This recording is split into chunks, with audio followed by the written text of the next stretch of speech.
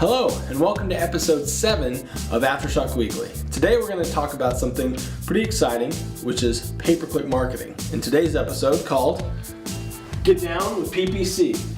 Yeah, you know me.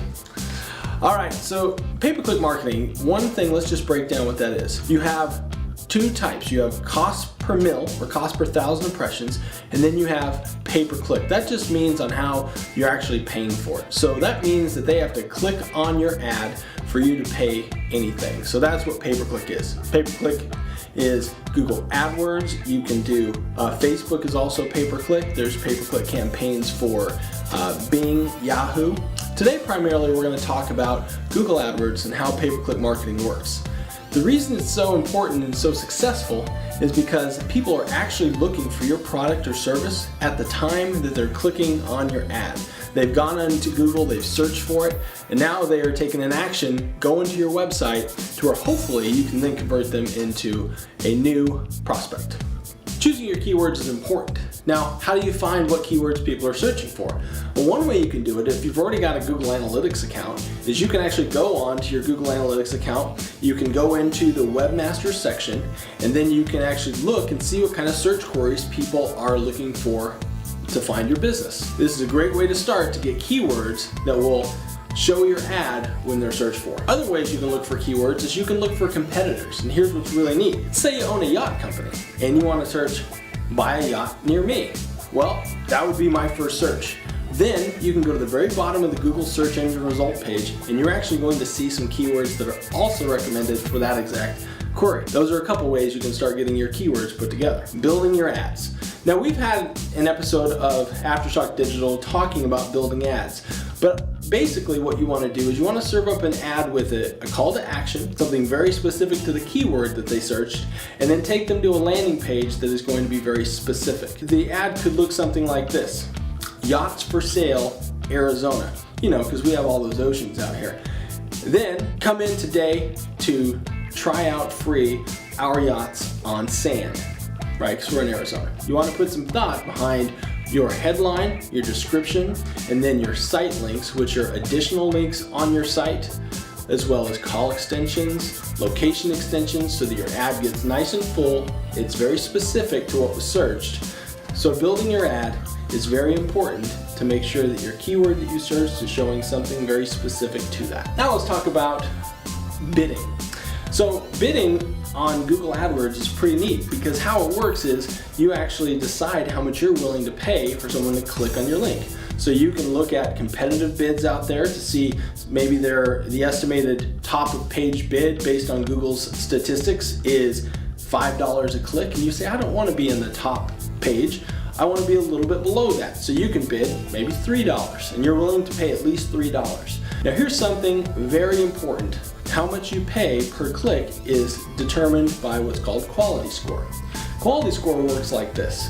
You're going to pay at least a penny more than the person below you that bid, all the way up to your bid. So let's use that example again. If you bid $3, let's say the person below you bid $2. You're going to pay at least $2 and a penny, or all the way up to $3. Where you pay on that scale is due to quality score. Quality score is given to your keywords based on relevancy of the keyword to the ad, the landing page, and then eventually your click-through rate. The goal is to start around 6, which is what's given to almost all quality scores on new keywords, to go from 6 to 7, 8, 9, sometimes even 10 if it's super hyper relevant, because that's going to take your cost per click down and eventually your cost per lead down. Now let's talk about ad extensions. Ad extensions, as I mentioned, when you're building your ad, you have phone extensions, you have location extensions, you have site link extensions that take you to other places on your site that might be relevant.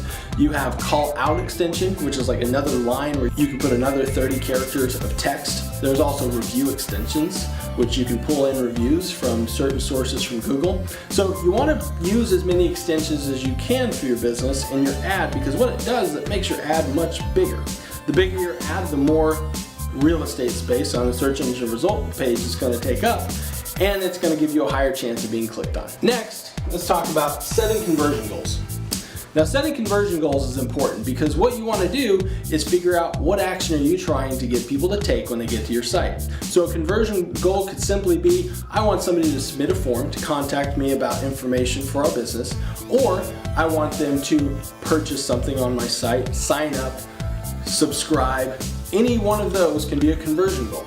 And you can set that up in Google Analytics and Google AdWords so that you know of every 100 clicks that you have, how many conversions came out of that, so that you can look at how much the cost per lead was, how much business that ended up generating for you, so that you can look at your ROI.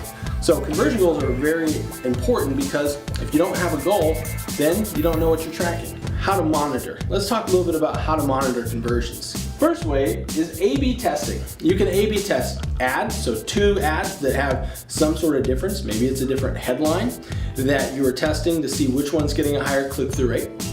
Then you can see of those ads which one is converting more, so which one's getting more form submissions, more sales, so that you are showing the ad that's doing the best consistently. Then you can build another one that's tested right alongside it. You can test your landing page. So you could actually be sending the same exact ad, showing the same ad, sending them to 2 different landing pages and seeing which landing page is actually performing better. Which one is giving you more sales and more leads. Next thing about monitoring is after you get some data in, you've been running campaigns for a while, you've got data that you can make decisions off of. Things like days of week. You can actually look and see what days of the week you're getting your highest click-through rate, your highest conversion rate, your highest return on investment. You can look at the time of day. So you can actually look and see, okay, from 9 in the morning to 11 in the morning, I'm getting more leads than I am from 11 o'clock to 5 o'clock. Well, I'm gonna spend more time advertising in this segment rather than this one here. So you can decrease your bids in times that are not as fruitful for you. And then lastly, year over year. This is cool because as you've been doing pay-per-click marketing, you have historical data. So you can actually see how keywords are performing from one year to the next. If your costs are going up or down, if you can see what's converting the best. And that year over year data is great because it can help you set up your next year to where you can get a higher ROI on your campaigns. That's it for this week, Aftershock Weekly. Thank you for tuning in. We look forward to seeing you next Monday. And with that, we'll leave you with a quote.